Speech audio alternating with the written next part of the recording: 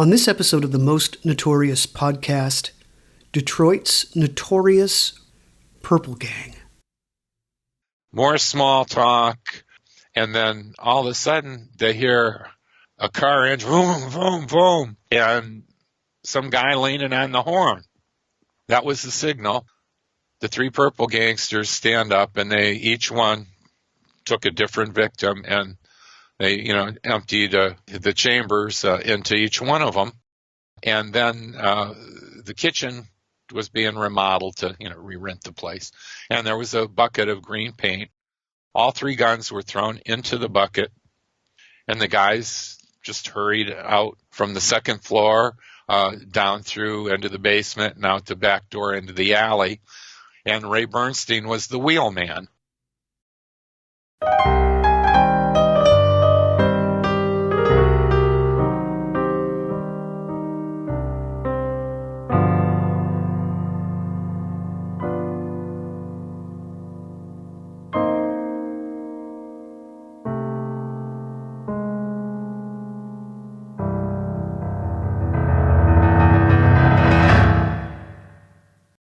Welcome, everyone, to the Most Notorious podcast. I'm Eric Rimenes. Thank you for joining me. So it is so great to have as my guest today, Gregory Fournier. He is the author of a number of true crime history books, including Terror in Ypsilanti, John Norman Collins Unmasked, The Richard Stryker Jr. Murder, and Zug Island. I am surprised we haven't had him on yet, actually. Today he is here to talk about his book, The Elusive Purple Gang, Detroit's Kosher Nostra. Thank you for joining me today. Well, thanks for having me. This is the first gig I've done since the pandemic, and it feels good to be back in the saddle. Wonderful, yeah. So you are originally from Michigan, correct? Even though you're in California. Yes, I spent the first 30 years in the Detroit area and Ypsilanti, Ann Arbor area before coming to San Diego, and I was lucky enough to have a job offer. I'm a teacher, high school teacher by profession, and after putting in 7 years at Ypsilanti High School, I got an opportunity, and it happened to be in 1979, which had an epic winter blizzard, and I couldn't wait to get out of there. And I've lived out here now for 40 years. But you are still drawn to Michigan history. Well, my heart is still in Michigan. My kids and grandkids are in California, so, you do the math. But I like to write about Michigan topics and Detroit in particular, because they're so interesting, and the history runs very deep in Detroit, and by extension, Ypsilanti has a wonderful, maybe not always a wonderful history, but you take the good, the bad, and the ugly. So when did you first learn about the Purple Gang, and what prompted you to write a book about them? Well, hearing stories growing up in Detroit, because everyone who has a 2 or 3 generation pedigree has a Purple Gang story, apparently. And, some are, they're all anecdotal. Some are true, some are false, some are, half-truths. And that made it difficult for me to, decide where the facts lie. But I saw a movie when I was a kid. There was a movie host in Detroit called Bill Kennedy. Anybody in the Detroit area, has their radar up because they know who he is. And he specialized in showing Warner Brothers films and gangster-type films.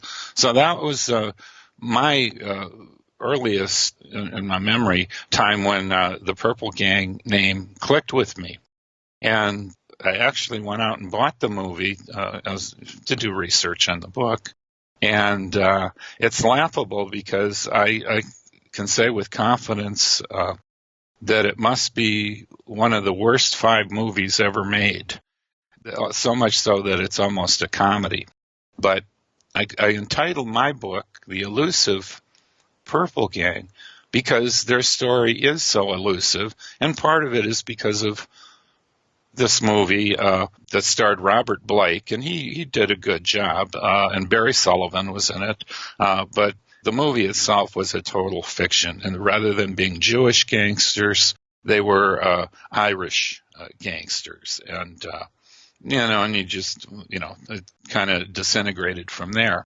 And then I remember seeing on the Untouchables an episode on the Purple Gang, and of course that registered in my brain, and I went out and bought that season, and again it was laughable because it did not have any real truth to the storyline at all. So I was confused about who are these guys, the Purple Gang, and I tried to put the story together in a way that would be accessible to the popular reader as opposed to the academic reader, because there are other books out there about the Purple Gang, notably written by Paul Kafayev. His books are a wealth of information and documented, and the story had been so obscured over the years that my goal was to just find out as much of the facts as I could, and then craft them into a story to tell the beginning, middle, and end of the Purple Gang. And there are some stories that go beyond the dissolution of the gang in 1933. But I stopped there because that's when the gang was officially disbanded, and that's a whole other story that's in the book. Sure. So who were the main members of the gang? Well, they were the Bernstein Brothers, and there were four of them, and the oldest, Abe, was credited with really being the brains behind the organization. But Abe was pretty old. He was like 9 years older than his next oldest brother. He had emigrated from Russia with his parents, and he decided early that the best way to make money was to work in some of the illegal gambling dens in Detroit. And he worked himself up in the gambling world, going from one casino to another and making friends along the way. And a lot of those friends were government officials and gangsters from, other gangs and so on and so forth. And he made lots of connections. When he got out of the croupier business, he developed what amounted to an extortion scheme. And he was working with a couple of other local gangsters in the Sugar House Gang, Oakland Sugar House Gang. And the sugar houses where you could buy yeast and wort and sugar and everything you needed to make alcohol. And it was a legitimate business. They had other things that they sold, but of course alcohol was their main business. But people were not cooperating, some of the local businessmen. So Abe said, hey, I've got a couple of brothers and they got some friends. They're pretty tough kids, and they'd work for almost nothing as hired muscle.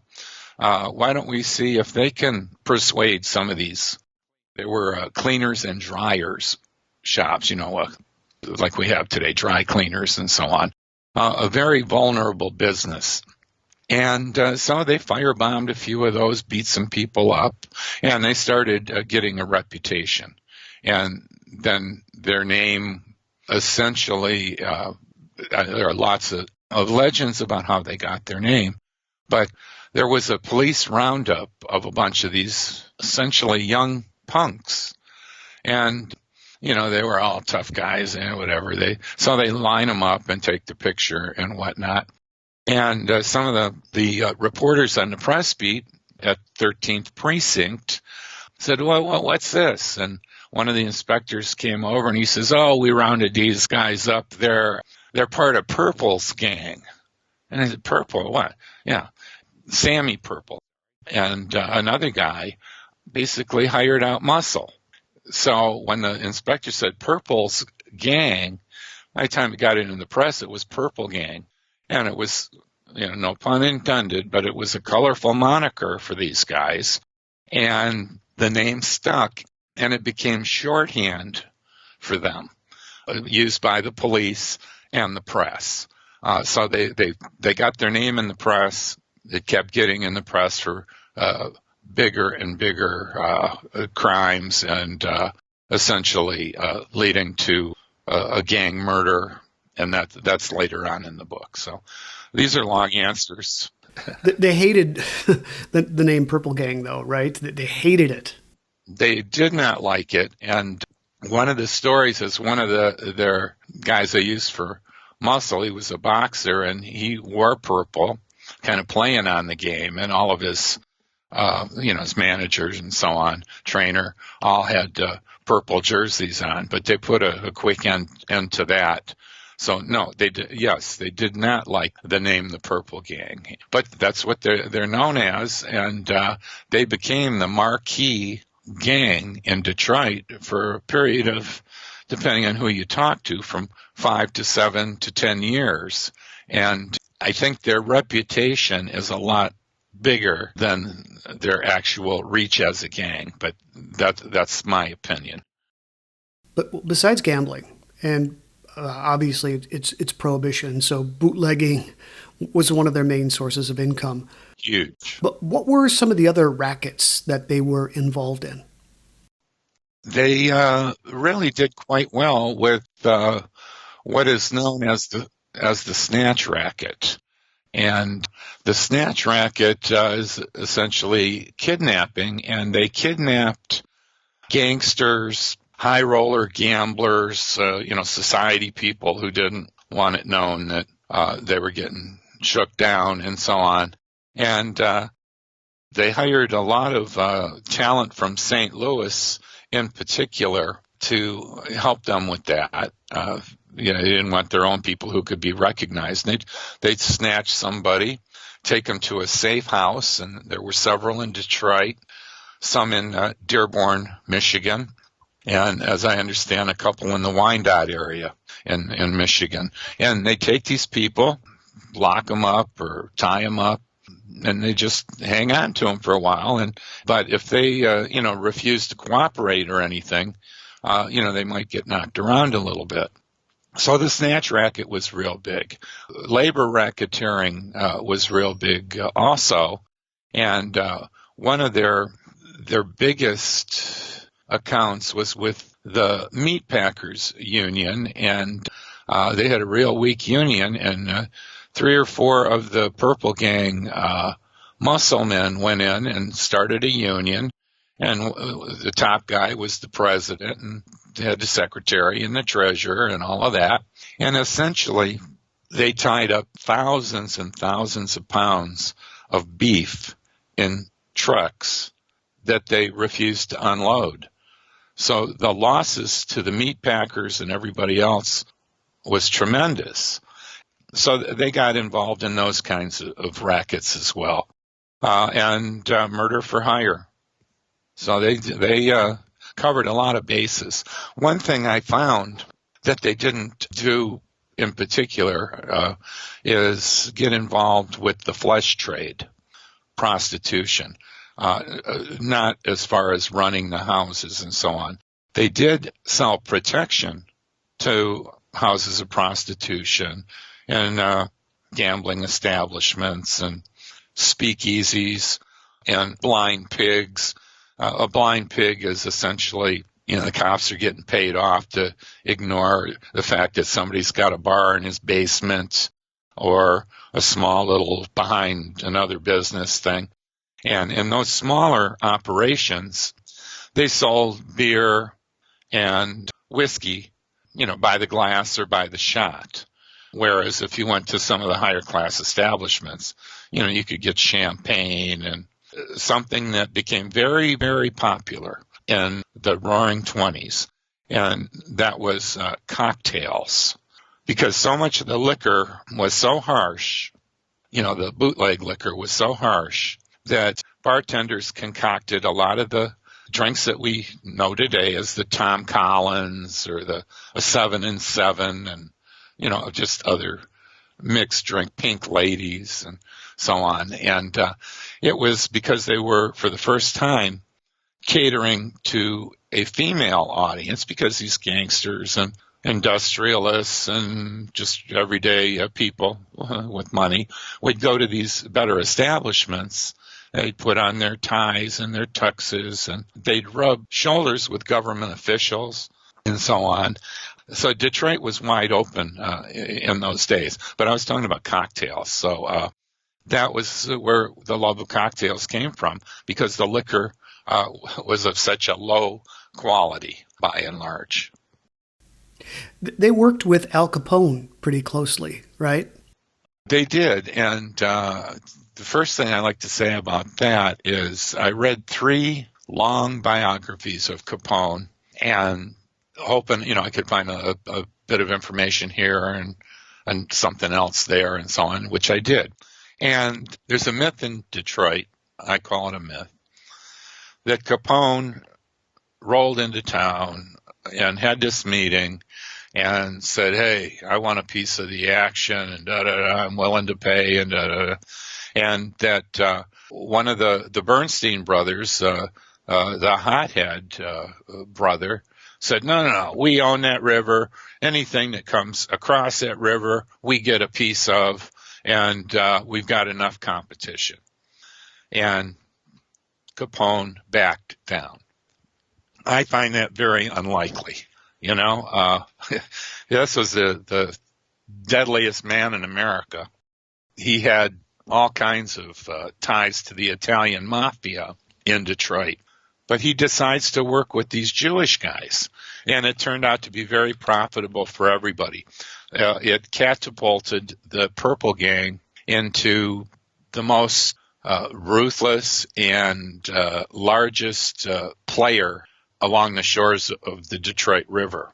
And many, many people were killed. The number ranges as high as 500 people died at the hands of the Purple Gang. And I also think that's an inflated figure. And a lot of people were killed by the mafia as well. But getting back to Capone, he makes a deal with the Purple Gang to be exclusive importers of Canadian whiskey. And there was a whiskey that Capone liked better than any other. It was called Old Log Cabin. It was bourbon, and it was distilled in Quebec. And the Purple Gang set up a network so they could keep Capone supplied with that. And it was kind of like his signature liquor. Also, Capone had dealings in Canada that did not particularly include the Purple Gang. And one of the things he had was there's a tunnel that goes under the Detroit River from Canada. And he had a lot of action there and probably brought in more liquor through that international rail tunnel than the whole rest of the country, because the government wasn't equipped with personnel to really check all those trains, all that freight traffic. So they just let them go through for the most part. If they had a clue, a tip, they might open one of them up, make a big show out of it. But that's where most of the liquor came from. But the action and the so-called glamour all happens on the surface, on the Detroit River. And a lot of the gun battles with police are legendary. And it always seemed that the government was playing catch up. They had to buy more patrol boats, and that took 3 or 4 years and whatnot. And the Purple Gang, they had such great sums of money that they went north a little bit to Chris Craft and to Garwood boat industries, and they'd buy these incredible race boats, and the police couldn't touch these guys. And so that's a very glamorous part of the story and the one that's usually told. But the big alcohol was coming under the river and over the river because Capone also had contracts with somebody who went by the name of the King of Canada. And he had the corner on basically the airplane bootlegging. Capone bought a bunch of World War I bombers from Selfridge Air Force Base, which is just north of Detroit. And he hired people he could trust, pilots from World War I, who now, they were back home, and it's the Depression. They couldn't find a job. So he hired a bunch of World War I pilots, and they had a shuttle service going back and forth as well. And so, the story of bootlegging in Detroit is huge. And they say 80% of all the liquor imported into the United States during Prohibition came through Detroit, either above on the surface or below. And that's pretty amazing, seeing how big this country is. But Detroit was ideally situated for that to happen. Interesting. And King Canada, his real name was Blaise Diesberg. Yeah. Hopefully I'm pronouncing that right. Yes. He was known as Canada's liquor kingpin during America's Prohibition. And he was headquartered in Ontario.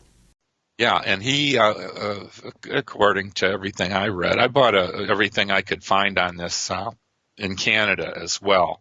Because, they're the other half of the story, and it's always the American part that, I hear about. But this guy, an old man, but he personally would load the planes himself. And then the pilot, would throw him down a satchel full of money, and the guy would fly off. But these planes could hold about 50 cases in the Bombay. So there was a lot of money to be made. So Capone's reach was much greater than just with the Purple Gang. Right. So you've already talked a bit about Abe Bernstein and that one of his brothers was a hothead. What were the names of his brothers and what were their duties in the gang? Well, there was a lot of overlap, you can be sure. But Abe was the oldest, I believe 9 years older than Joseph Bernstein.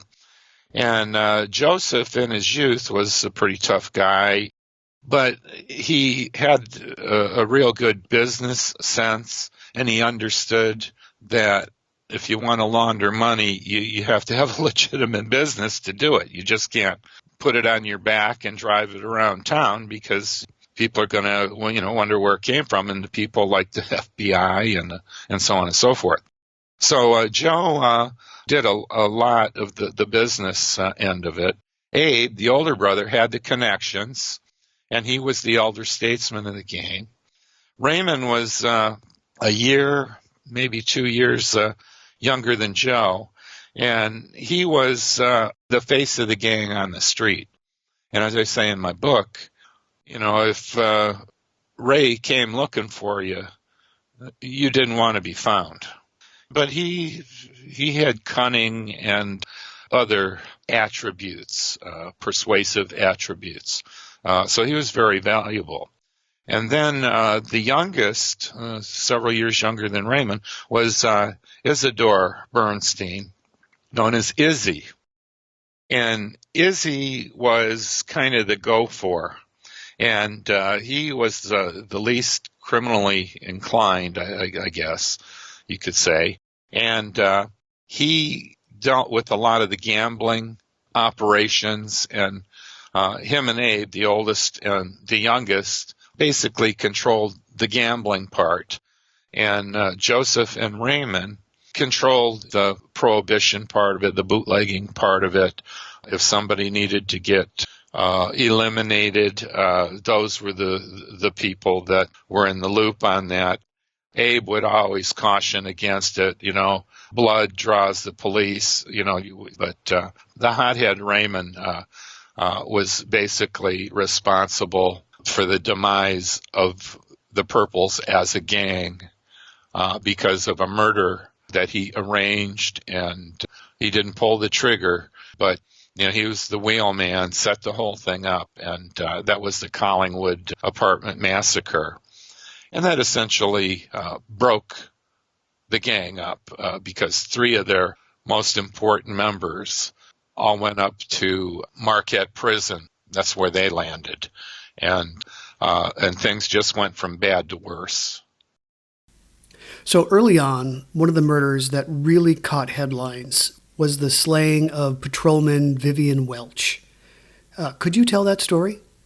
Yeah, the Vivian Welch story was basically one about double cross, and Vivian apparently had been on the take and, was not much of a threat, but he made the mistake of trying to threaten the Purple Gang, and he wanted more money to keep his mouth shut, and, it was a lot cheaper just to bump him off.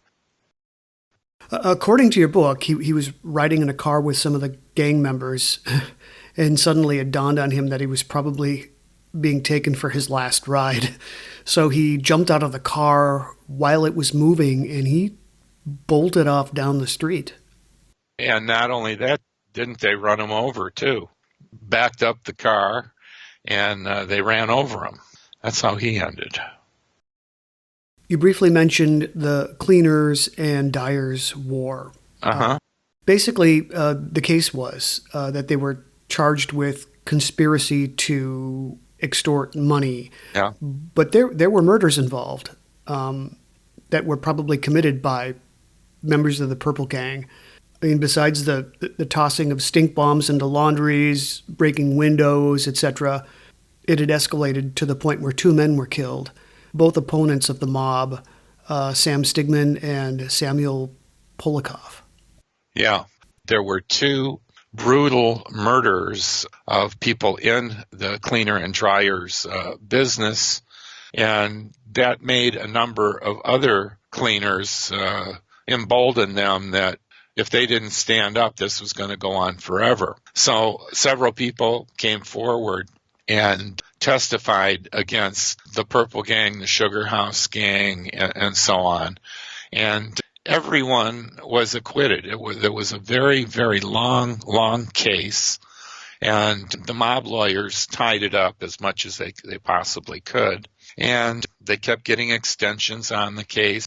And then other people, collateral damage, let's say, witnesses and so on, started disappearing, moving out of town and never to be heard from again, and so on. And then the case fell apart. Can you talk about the 2 men that were killed? Yeah, one was a leader in another cleaners and dryers association, because this whole thing was like a mob-controlled labor union. So a lot of the people got together and tried to form a legitimate union. And one of those people, yes, was murdered, and it was an extremely brutal murder. One guy was going to testify, bang, he was dead. And the other guy ran a union who had testified in a preliminary investigation, and then he ended up dead as well. The damage that was done to the Sugar House Gang was in the extreme, but the Purple Gang grew in stature because their names were in the papers nightly. And again, they became the marquee gang in Detroit. And it was because of that Cleaners and Dryers War, as it was dubbed, that they reached that notoriety. And even while that was going on, they were still involved in the Snatch Racket, for instance. And so they were very, very bold. So one of the more infamous crimes committed by the Purple Gang is known as the Miliflores Massacre. It happened in March of 1927 at the Miliflores apartments. And it started when a Purple Gang liquor distributor named Johnny Reed was killed with a shotgun in the back of his apartment in December of 1926. And the guy the Bernsteins believed killed Reed was a Chicago hood named Frank Wright. So the Bernstein brothers decided to take revenge on Wright for Reed's murder. The Bernsteins got a notorious gangster named Fred Burke to kidnap Wright's friend, a guy named Meyer Fish Bloomfield. And then Wright was called by the gang and told to pick his friend Bloomfield up at the Miliflores. So Wright and a couple of pals named Joseph Bloom and George Cohen went to the Miliflores apartment, assuming they were just going to retrieve Bloomfield and leave. Well, they were met by a group of Purple Gang killers, including Fred Burke and Eddie Fletcher and Abe Axler, known as the Siamese Twins assassins. They were all armed, of course, and Burke carried a Tommy gun, and they blasted Wright and his pals into pieces in the hallway. And I do believe that this was the first documented use of a Thompson submachine gun in the history of Detroit. Yes, And the man who would loom large as maybe the most dangerous man in the mob era was Thomas Camp. And that was his real name, but he was known as Fred Killer Burke. And Fred Killer Burke was involved in Miliflores. He was positively identified through forensic evidence as being one of the machine gunners at the St. Valentine's Day Massacre. And his gun and the fingerprint left on the bullets tied him to the killing of New York gangster Frankie Yale. So Killer Burke was quite a guy and a whole story, a whole movie in and of himself. Yeah, he really is a character that looms large in this era. And he was one of the gang of killers that Capone called his American boys, a group of men with English surnames who really did a lot of his killing. Well, Capone was not part of the classic mafia. He was not Sicilian, so there was no way he could get into that part of it. Now, he was connected, and he knew a lot of the Sicilian gangsters, but he often said that I don't care who you are or your nationality. If you can make me money, you're one of my guys. So everything boiled down to who could produce income. So yeah, he hired a lot of people, and Jews too. He hired the Purple Gang, and they were involved in the St. Valentine's Day Massacre also. Right. I think along with Killer Burke, Byron Bolton and George Shotgun Ziegler, who were later members of the Barker Karpus Gang, were also involved in the St. Valentine's Day Massacre. But as far as Killer Burke goes, you tell the story in your book about how Burke was tracked down by law enforcement. It's a wild story. Well, he was on the run for a couple of years, and here's a guy who's got all sorts of U.S. securities hidden away here and there, and then other wealth. He always seemed to be able to drive a pretty fancy car, and often a Packard. But he ends up marrying a young woman, Bonnie, and she knows nothing about him except he's supposed to be an oil man, and he's out of town a lot and selling oil leases and so on. So Burke ended up having a room in the home of Bonnie's father, and it was an old shack somewhere in Missouri, I believe. And it really wasn't much for a guy who, was a high roller. And so that was basically his hideout. He went by a different name and so on. And he just happened to be getting gas at a local gas station, and the guy pumping gas looked at him and he says, geez, that guy Looks just like the guy I was looking at in the magazine, this true crime magazine. And he goes and he looks, and there he is. And it's Fred Killer Burke. So the guy has to decide what's he going to do. And he decides to call the FBI. The FBI tells him, because they didn't have jurisdiction, apparently, tells him to call the police in St. Joseph, Michigan, because Burke is wanted for the murder of a patrolman there. So he does that. And 3 of their cops, detectives from St. Joe, jump in a car, and they drive 800 miles, and they go down to Missouri. They meet with a couple of cops, the local constable, and so on. And early in the morning, they go and they knock on the door of this little shack out in the sticks. And, Bonnie's father opens the door, and the police, give him that sign and pull him outside. And then they quietly go in. Burke is sleeping in a room, door shut, window open, car next to the window in case he has to, make a quick getaway. And the police quietly open the door. They don't wake him up. They surround him. And then one of them just kind of kicks the bed a little bit, pushes it, rocks it. Burke's eyes open and he looks, and he sees these 3 burly guys standing all around him with guns drawn. And he thinks that this is it, that the Capone mob, because he stepped on their toes, and the Purples weren't happy with him either at the end. He thought they were gangsters, a hit squad that was just going to, drill him in bed right there. But the cops said, just relax.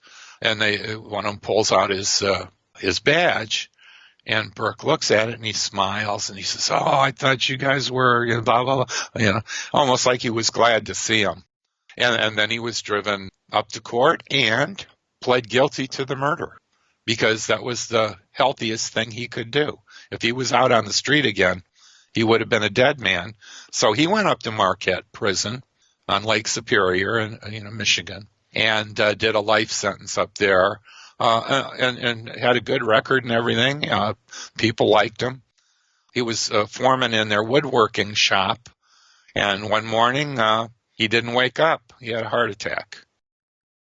He was actually charged with the murder of Patrolman Charles Scollay. I think that's how it's pronounced? Yeah.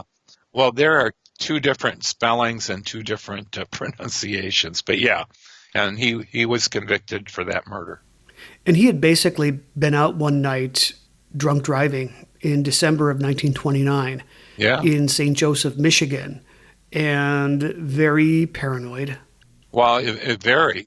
And because he had been getting rousted from all of his safe houses. He had a few. And so he thought he was home free. And, drinking. He traded some paint with a farmer, a farmer's car or a farmer's truck, and the farmer was really angry, made a big deal about it. Burke said, put some paint on. He throws $5 at him and just takes off. This was after the collision, right? They had this confrontation over the chipped paint on his car. And it was just a small minor collision. But he made a big stink, and there was a cop walking the beat, and the guy said, "Hey, come on over here. This guy hit my car," and blah, blah, blah. And so they go chasing him. They don't know who he is or anything. And they get the car's going to get next to each other, and the cop's on the floorboard and tells Burke to pull over, and Burke drills him 3 times and leaves him dead in the street. And then he went on the run again. The Purple Gang also had a relationship with Bugs Moran, right? Who was the target of the St. Valentine's Day Massacre. The only dealings that I know are of the setup for the St. Valentine's Day Massacre, and the Purples, and it's believed to have been Abe Bernstein said, "Hey, we just got a big hijacked a shipment of Capone's liquor, and if you want it, blah, blah, we'll sell to you for $75 a case. And that was the occasion for drawing in a lot of the North Side gang into the carriage company to unload the liquor from that truck. So the Purple Gang was the bait meant to get Bugs Moran into the garage. They were the bait, yeah. And there were the three lookouts were Purple Gang members also. They did not participate in the actual murders, but once they called in the hit squad, they had their bug out bags ready, and they jumped in the car and headed back down Michigan Avenue to go home. Yeah, that's so interesting. So one of the more notorious crimes committed by the Purple Gang was the shooting of Police Inspector Henry Garvin. Would you talk more about that? Well, Garvin had a meteoric rise in the detective department in Detroit Police, and he became the head of the crime and bomb squad. Because of that, he had a lot of interaction with really just about every street criminal in the city. And, it was found out that, he was, or at least suspected of being on the take. And I think it's pretty clear that he was. The reason I say that is because there were a number of instances where the police could have laid their hands on the Purple Gang. There was a gun charge, concealed weapons charge, for instance, and two of the Bernstein brothers and two or three other guys were all brought in. And essentially, the case was dropped. And that's one reason why I chose the title, The Elusive Purple Gang, because they had people, they were well connected, and they had people on the inside who could pull strings. So Garvin was one of those guys. And he got to a point where he was a problem, and somebody tried to bump him off. And there were rumors in the police department that there were fellow cops wanting to see him dead, another police inspector from a rival group. Garvin may have had dirt on him of some kind. Who knows what the backstory is, but it got real ugly, and it cast the spotlight on the Detroit Police Department, and not only on corruption, but incompetence. People who should have been in the loop on certain issues were not.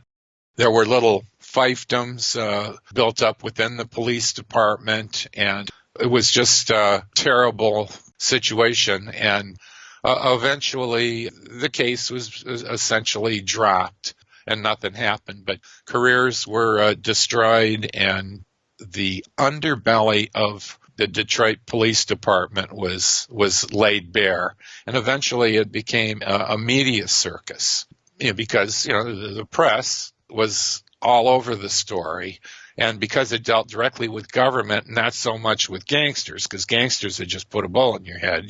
They jumped on this case, and it dominated the Detroit media for several months. Garvin was shot near a school, wasn't he? He was wounded, and this is one of the parts of my story that I've never heard or seen before, and the kind of thing I was looking for. Because the Purple Gang canon, it's been written about, there's only so much information, and unless there's an information drop, all the history is pretty much already out there. So Garvin is riding along in his car going to work one morning, a squad car, and a car, maybe even two, drive up, and the shotguns and machine guns and whatnot ring out, and he gets shot 2 or 3 times. And there's a young girl walking to school in the morning, and there's some snow on the ground, and she's shot as well, and apparently was unconscious. She got some pellets in the back of the neck and different other places in her body. And so, she's laying there and bleeding on the snow. The hit squad takes off. Garvin's car drives up on the street somewhere, and 2 of the neighbors, in that neighborhood, 2 ladies, came out and they see this girl bleeding on the sidewalk, and they pick her up, bring her in the house, and she comes around. They stop the blood as well as they can. But she goes to the same hospital as Garvin goes to. So there's a human interest story there. And I don't want to tell the whole story, but in that chapter, I alternate scenes because there are things going on with Garvin, including political things and dodging a grand jury and all kinds of. And then there's this little girl fighting for her life in the hospital. And so it brings the story right down to a very human level. When you're writing about gangsters or studying about gangsters, you find that the attitude is, hey, as long as they're killing each other, we'll just stay out of it. But it's the collateral damage that often occurs. And so that was what I wanted to depict, that sense of unknown menace that could strike at any time. Right, right. So you've already talked briefly about the Collinwood Massacre, stating that it, in essence, spelled the demise for the Purple Gang. But central to that story were 3 Chicago gunmen, Joseph Leibowitz, Jaime Paul, and Isidore Sutker. Yeah, Sutker was the leader. Oh, okay. And they were friends with a guy named Saul Levine, right? Yeah, Saul was friends with Ray Bernstein as well. He was kind of, he was a very minor character. He was in business with a couple other guys, a bookie business, and acted as a go-between between the Bernsteins and this other group. They were imports from Chicago. They had been run out of Chicago by Al Capone's people. And again, that's a whole other story. But here they are, and they represent the Purple Gang on a very small scale. But they're big producers of income, and very ruthless and so on. And little by little, they wanted to form their own empire. So on the outskirts of Purple Gang territory, they started opening up bookie shops, gambling dens, and so on. They were empire, or they thought they were empire builders. And they were called the Little Jewish Navy in the press. Because they bought speedboats, right? To deliver their illegal goods on the Detroit River. Yeah, and they not only bought speedboats, but just flat out bought them, and I'm sure they stole them too. But one of the great ironies is that the police confiscated thousands of boats, in all the Prohibition era. So what the Purples would do is they'd send over people, give them money to buy these very expensive boats at clearance prices from the police. They do all the legitimate paperwork and so on. And then they went directly into the bootlegging service. So there were lots of ways to make money during that period. So can you talk about how they ended up on the Bernstein Brothers' bad side? They pushed a little too hard, didn't they? They pushed, and isn't that usually the case? Respect means so much in the underworld, even if it's other people might not understand it. You show disrespect, it's going to come home to bite you on the fanny. And that's what they did. They borrowed a bunch of money to buy some liquor, and then they cut the liquor. They undersold the Purple Gang and started selling their cheaper liquor. And then when it came time to pay up, loan sharking as it is, you've got a very short term. And if you don't, then there's going to be some kind of hell to pay. And so Sutker, he can't come up with the money because he was a part owner of the bookie shop that Saul was a part of also. And they had a bad week or a bad month of payouts, so they didn't have any money, no cash flow whatsoever, and they needed some time.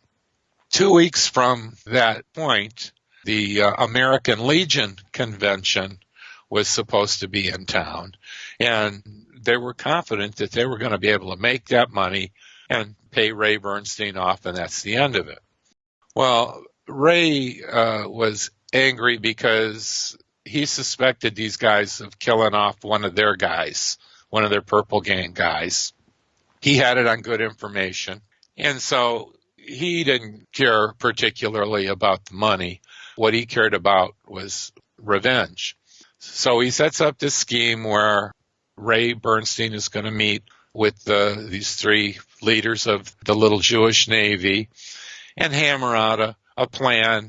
And these guys wanted a bigger part of the import business. And Ray said, well, you know, our family, we've been in the business a long time. All the heat, we want to get out of the business. So that was the bait. So there was a deal made, and so these guys think, hey, man, we got it made. We're going to go shake hands and seal the deal.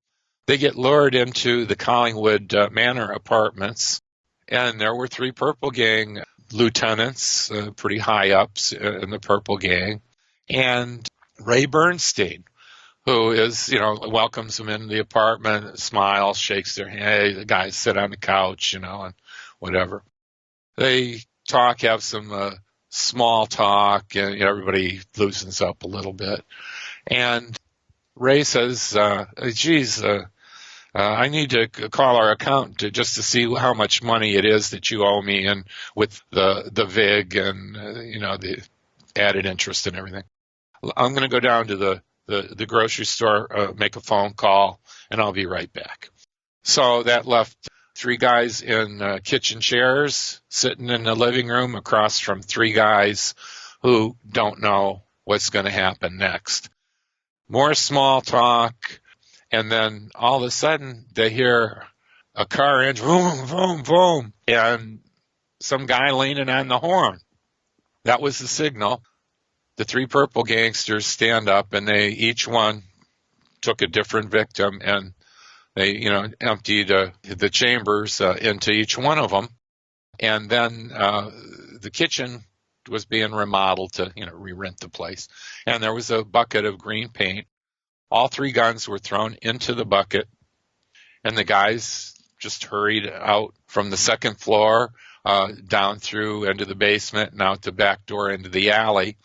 And Ray Bernstein was the wheelman. They get in the car and they take off. But there were some witnesses that saw them along the way. And as I said earlier, that was the beginning of the end of the Purple Gang as a force in Detroit. And Saul Levine, his life was spared because he was friends with Ray Bernstein. But the others were not happy that Ray Bernstein pardoned him. Oh, no, they wanted to kill him right there. But Ray and Saul lived in the neighborhood together, went to school briefly together. Saul went to high school. Ray, they dropped out. All the boys dropped out in 8th grade or before, which was not uncommon in those days. But Saul, went to college, business college, became an accountant, had some skills, worked for a couple of years for his father, but he did not like the accounting business. So he gravitated into organized crime out of boredom as much as anything else. And he was the star witness at the Collingwood Massacre trial. And he was compromised, though, in a number of different ways. So it was the corroborating testimony of 3 or 4 other people, totally unknown to Saul, that basically sealed the fate of the 3 Purple Gang members. So that's an interesting part of the book. They end up going to prison, and all of a sudden the Purple Gang don't have so much muscle on the street. But at the same time that all this is going on, the mafia, and there are two major factions of the mafia, the East and the West Side. And one is essentially old school Sicilian, and the other is new age. We don't care if we work, who we work with, as long as we make money. The more modern view of things. And a gang war broke out. There were at least, if not more, 30 people killed in this gang war. And the East Side Mafia came out on top, and then all the other mafia people in town kind of got in line, and they formed something called the Partnership. And the Partnership is the modern mafia of Detroit. And they still operate, by the way. So what happened to the Bernstein Brothers? Well, the irony of all this violence and murder is that none of them were murdered. Abe grew to the ripe age, I believe, of 84, 86, something like that. He was able to maintain his bookie operation. The next brother, Ray, was almost killed in a shooting by one of his own members, who was an opium and I think heroin addict, at least opium.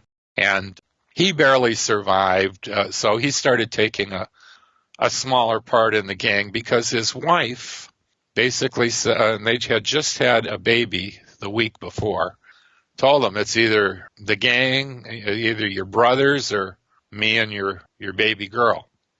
And so he started taking a back seat. He was still involved with the underworld happenings, and his wife also became part of a scam, an oil scam up in central Michigan. But again, that's another story. I didn't want to confuse this story. Ray, he was convicted in the Collingwood Massacre. He went up to Marquette, stayed there until he had cancer real bad. Then he was let out. He had a life sentence, but he was let out so he could go to the University of Michigan Medical Center, University Hospital, and he was in and out of there a few times before he died.